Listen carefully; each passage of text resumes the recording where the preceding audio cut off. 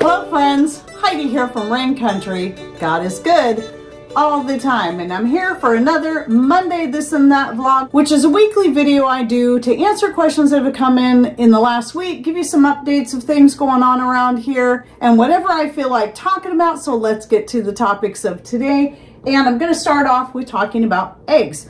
So I'm going to be shooting another separate video on this, but a lot of people who have chickens have a lot of eggs coming in right now, or just starting to come in, and they're starting to think, wow, what's the best way to preserve the eggs? There's the water glass, lime water method, there's freezing, and there's dehydrating, and if you happen to have a freeze dryer, there's that too. I'm just gonna go over this real quickly since I'll be shooting that separate video, but my favorite method is to dehydrate. It's easy, I can do as many eggs as I want at a time, and they will preserve for years in vacuum sealed jars and take up far less room than the water glass / lime water method. The only things you can't use them for is anything you want a whole egg, like a hard-boiled egg, a fried egg, but they make great scrambled eggs, and I find they don't work really well for making mayonnaise. However, they work great for everything else when it comes to baking and making scrambled eggs. And so when I dehydrate them, I try to keep them as raw as possible so I can use them for cookies, pancakes, or any other kind of baked good that requires eggs in the mixture. So before anyone freaks out, I get at least 1 or 2 people that will do this. Why am I not afraid of salmonella? Because the whole idea of preserving them this way is so I can use them in things that I would normally add a raw egg to. You don't cook an egg and then add it to your cookie dough. You don't cook up an egg and then decide to scramble it and cook it. That's just silly. So obviously, I'm not going to be worried about salmonella. Now, before I started dehydrating, one of the ways I was putting up my excess eggs was to freeze them in batches of 2, sometimes 3 or 4, depending on how I thought I was going to use them.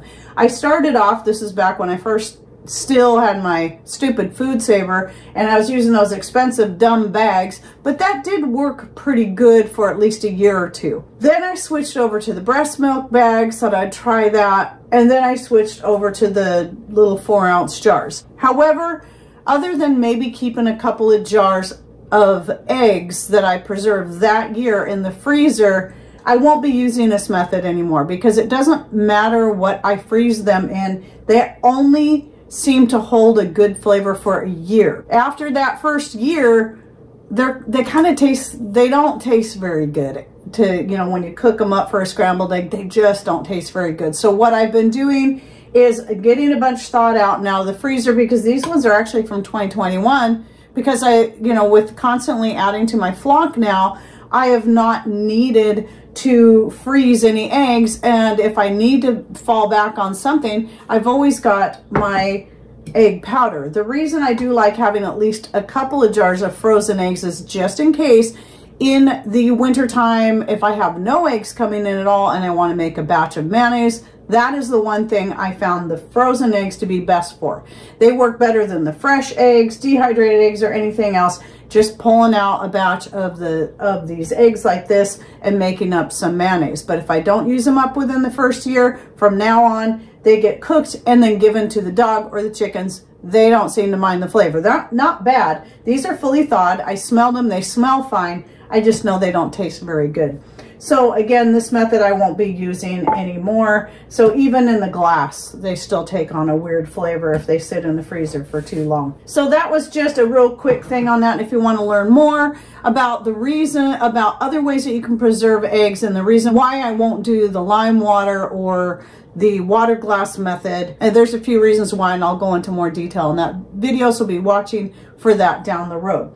Now, speaking of eggs, I actually had this out on the counter. You might have seen it in the background a couple of this and that's ago, and I forgot to talk about it, but my video was plenty long anyway, so I'm bringing it out again because some of you might recognize this as an automatic incubator. I debated for a while whether or not I wanted to get one of these. Now, we do have a rooster now. Now that we have this rooster and I know the eggs are getting fertilized, we can now produce our own chicks instead of having to rely on the store or anywhere else. And I got a small incubator because, you know, we're still just doing most of this right here in our shy 1/3 acre piece of property. So I don't want too many chickens to deal with at a time. But the great thing is I can do this anytime that my chickens are producing eggs. And this will be a fun and interesting project since I've never done this before. Initially, what I wanted to do was wait until one of my chickens went broody and then just let them hatch out the eggs. But the problem with that is I don't think my black sexlings, I don't think I've ever seen any of them go broody, and they're in their 5th year right now. But my Buff Orpingtons, all of them at some point have gone broody. I only have 4 Buff Orpingtons left. They're all 7 years old now, or almost 7 years old.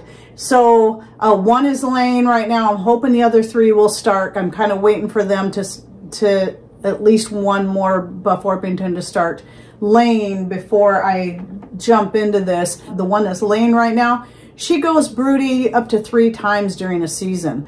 So I thought about waiting, but because again, they're all 7 years old, I wasn't sure if I should depend on that, and thought, well, it'd probably be a good idea to go ahead and purchase an incubator and just have it. And that way I can have also more control over the eggs that are going in there. So I'll be doing updates on that down the road as I continue on this project, and whenever I decide to do it. I keep wanting to just do it right now because I'm so excited to give it a try, but then I'm like, I should wait a little bit longer. Let's talk about this right here. So you might have seen the short that came out the other day about the pomelo peels. I've seen them in our local grocery store, and I've seen them on Misfits Market from time to time, and thought I should just go ahead and try one. I've always been sort of reluctant because they're kind of expensive. They're pretty good size. They're about like this big. They're bigger than a standard grapefruit, but they have really thick pith, and you're like, wow, what are you gonna do with all that pith? I mean, that's a lot. And usually the pith of your citrus is where most of that bitterness comes from. And then I saw a video of somebody using up all parts of the pomelo, and I'm like, okay, maybe I should just try it. So I went ahead and bought one just to give it a try. The fruit is okay. It has a decent flavor. It tastes more like grapefruit, but it doesn't have as strong of a flavor as the grapefruit does, at least the one I bought. But the thing I did like about it is that the pith hardly has any bitterness in comparison to a grapefruit pith or lime pith. Those ones are the most bitter. Now I've made teas or, you know, a decoction out of grapefruit peel, and it is pretty bitter. It's something you can take, you know, to get that quercetin out of the grapefruit peel. So a decoction is good for that. But anyway, but this, I actually didn't mind the flavor of it fresh or dried. It tends to kind of keep a little bit of a spongy texture even once it's fully dry, which I thought was, you might not be able to tell, but it is kind of soft. It's not hard, and you can actually eat it easily enough as is, or you can throw it into teas because it will blend well with a lot of your different spices or anything, especially anything that has a strong flavor, you know, like your peppermint or your cinnamon or your star anise or your cloves or ginger.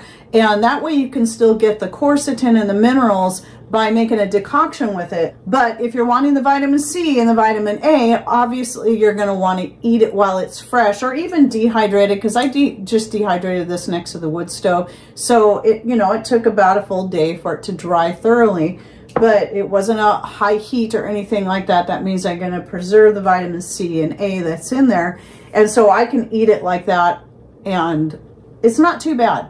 So you might want to give it a try. You may like it. You might even find one that has a stronger flavor in the fruit than the one I had, because I just tried the one. I probably won't buy it again.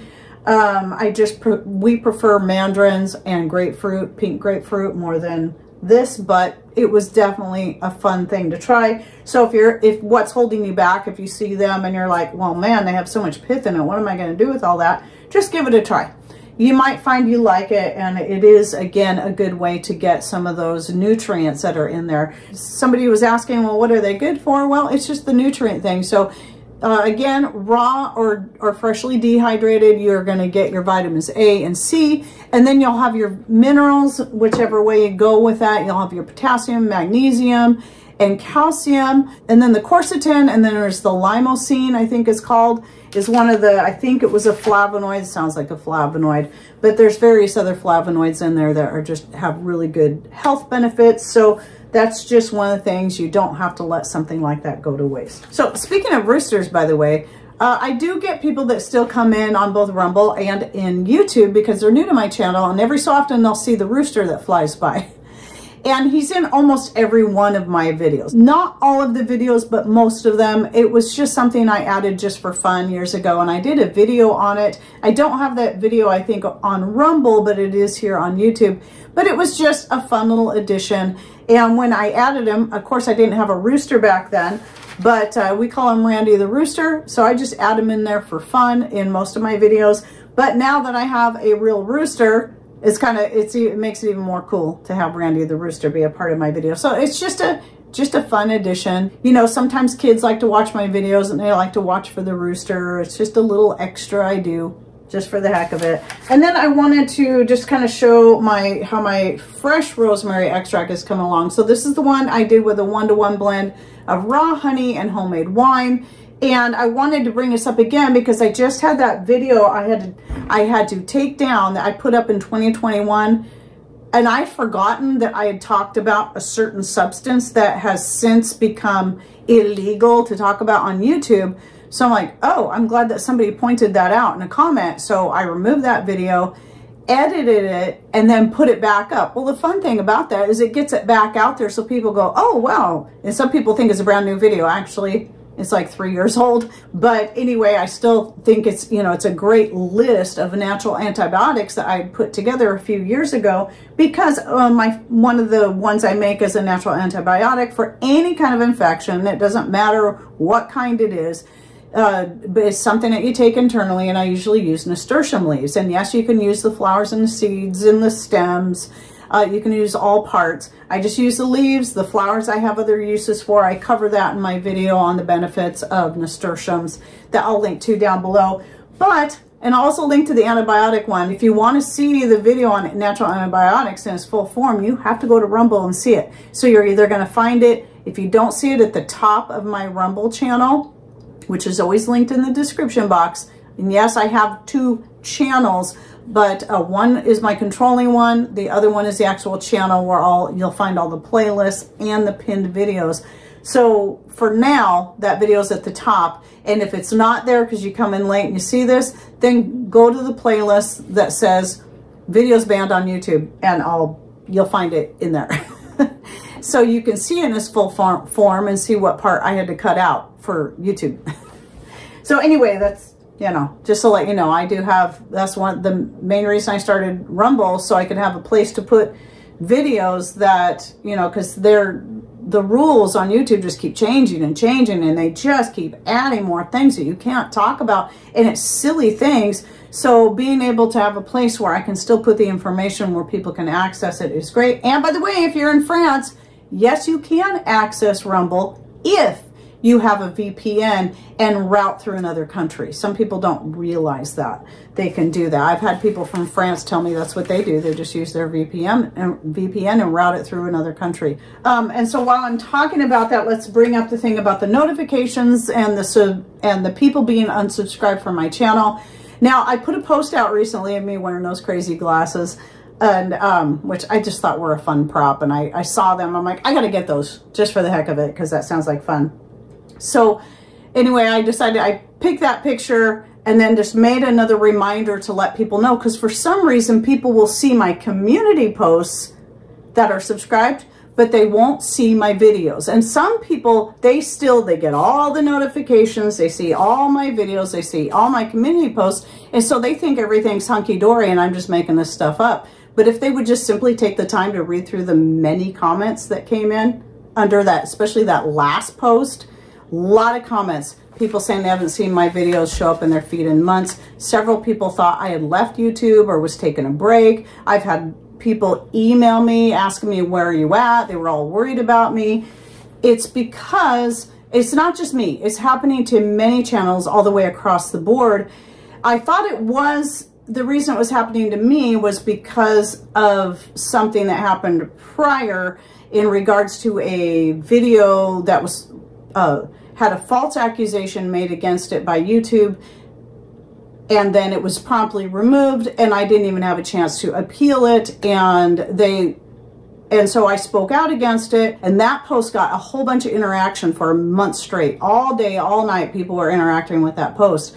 And then suddenly, it just stopped. It just stopped. The post is still there, but nobody's seeing it now. And right about that same time, my channel started, everything in my channel went like this. The views, the rate of subscriber gain, my revenue, everything dropped in half. And so that means, what that tells me is that 50% of my regular viewers were not seeing my content anymore because it wasn't showing up in their homepage. It wasn't even showing up in their subscriber feed. And if they had, like some people say, oh, I get all your notifications because I hit the bell. That's great. But even those people who had hit the bell were not getting notifications of new videos when they would publish. So for a lot of people, they either they didn't bother to double check and see if I had any new content. So because this is happening to so many channels, because I'm thinking now it might be something different going on, because it's not just channels, my channel, it's not just channels like mine, but other types of channels. I've been hearing more and more of this happening to other types of channels. So what this makes me think is that every time YouTube releases some new bots out there into their YouTube universe, the new ones, a lot of times they're in beta form and they cause a whole bunch of glitches. And one of the most common glitch is that people get randomly unsubscribed from channels. But some of the other weird stuff going on, like videos being hidden, the subscriber button being hidden. So that's one reason why you wouldn't see as great of a subscriber gain, because new people coming in will say, oh, there's no subscribe button. What the heck with that? And the like button is gone. Just a lot of weird things.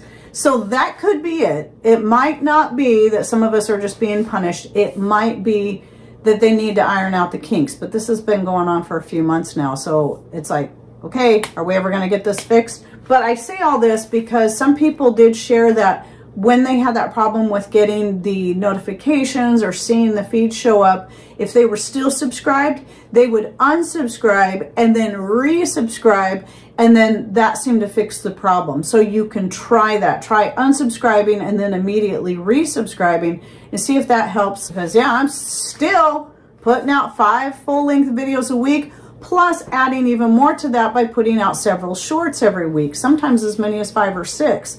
And that is just to kind of help bring people back to my more full-length videos, or just drop some little quick tips and ideas out there. And then the last thing I want to mention, just a reminder again, thank you for those who have been sending in their preparedness testimonies. And keep sending them, because I'm going to start, probably this next week, I'll start shooting videos. I want this to be a series, just like the natural healing testimonies, that series that I've got right now. I think I'm getting ready today. I'll be shooting video number 7. I think it's either 7 or 8. I don't remember. I think it's video number 7 I'll be shooting today. So anyway, I'll link to that playlist down below as well. But anyway, I hope you enjoyed my this and that for the week. Thanks for watching. Take care and God bless.